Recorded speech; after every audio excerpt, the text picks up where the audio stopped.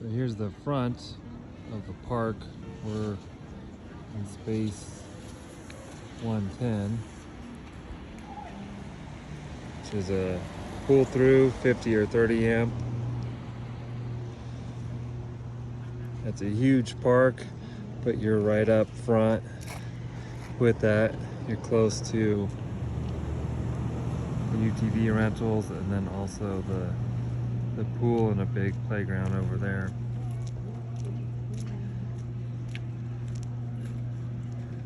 And if you're a hiker, this would be a great spot.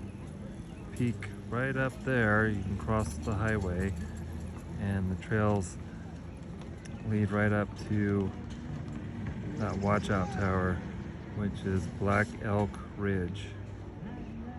When we did it the other day, it was a 13-mile round trip. I highly recommend it.